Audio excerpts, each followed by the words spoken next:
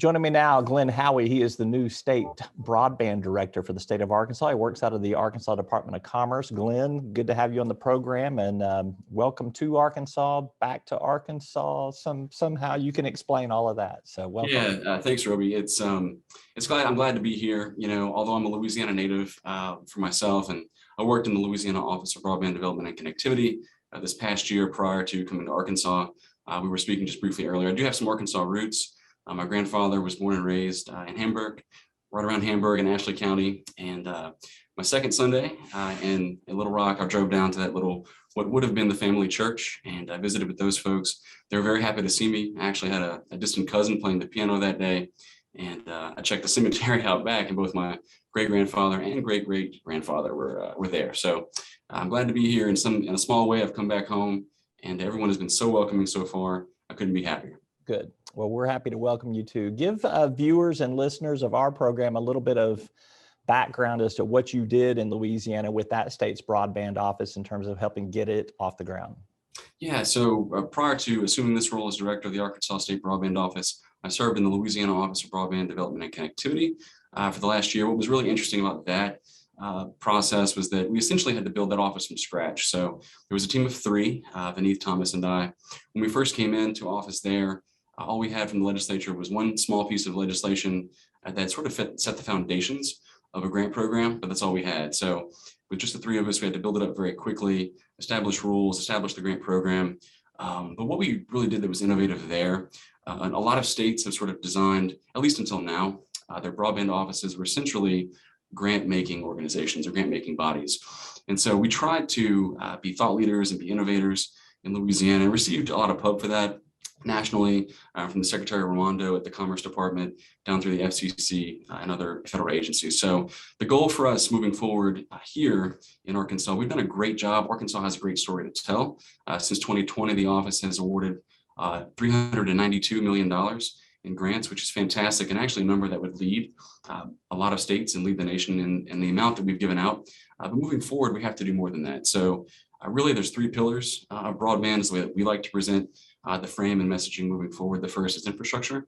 We've done a great job on that, and we'll continue to do a great job. But we also have to look at affordability and digital literacy and opportunity. So when I'm on the road and I'm talking with folks, and I've said this from the very beginning, we can make Arkansas the most wired state in the country with fiber running to every single home and business across the state. But if Arkansans can't afford it, that's a problem.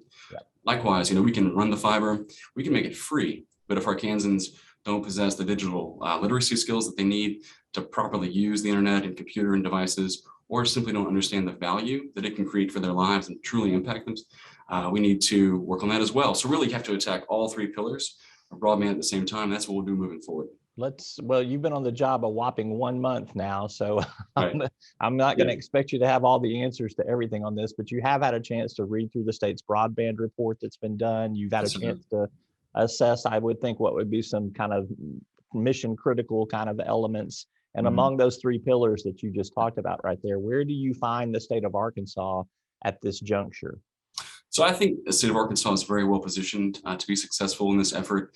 Another thing that I tell everyone when I'm speaking is that we have to think and move in a direction where we think of broadband as an all-of-state issue that requires all-of-state effort to provide all-of-state solutions. And so when you look at the infrastructure piece, and I'm sure you've looked at the report as well, we would anticipate about 110,000 or so households that remain to be connected. So we have to connect those. We would anticipate it's going to take about $600 million to go ahead and wrap those 110,000 households up and get those people connected.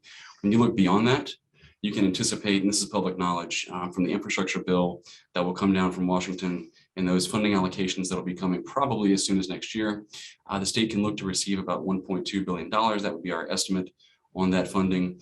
And so if you take about 600 million of that it would take to connect the estimated 110,000 households that remain, we look at the remaining 600 million, or the other half that we're going to have, to be really, really innovative. So you look at the three pillars, the infrastructure piece, I think we're going to get there. We'll get there soon. We have to certify to the federal government that every single unserved location in this state will be connected through the funds that we will receive through the infrastructure bill. So we'll take care of that. You look at the affordability piece. That's going to depend on an individual person's circumstances, right? But we're going to do everything we can in our power to make sure that people can afford quality, high-speed internet and get that done.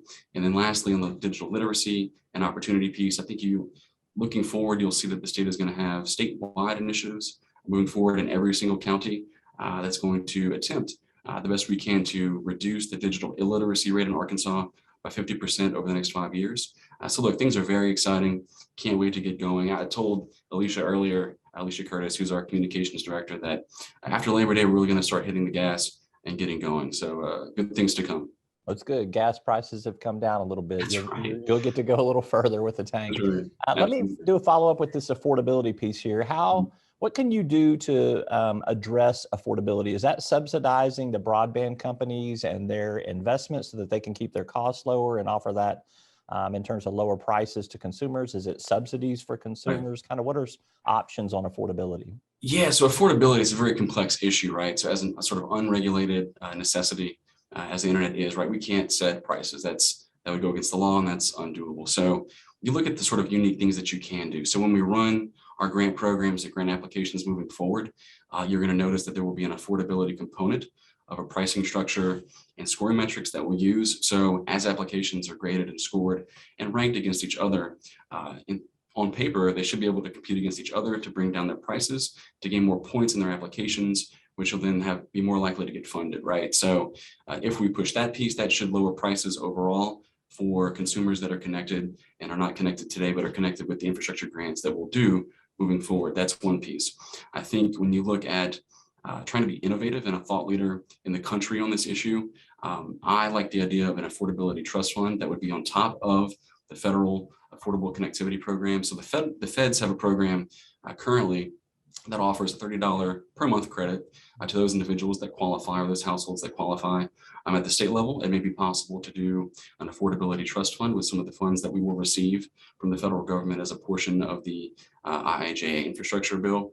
So you take an affordability trust fund on top of the ACP that already exists. You look at including affordability as a metric within the applications that we do moving forward. And there's also some other pieces as well. I think you raise a good point. As the state continues to subsidize these grants and infrastructure that's built out, that's going to lower the capital that needs to be expended by the company itself, which should, in theory, allow prices to be more affordable. So there's several things that we can do without setting prices that I think consumers can look forward to more affordable internet services.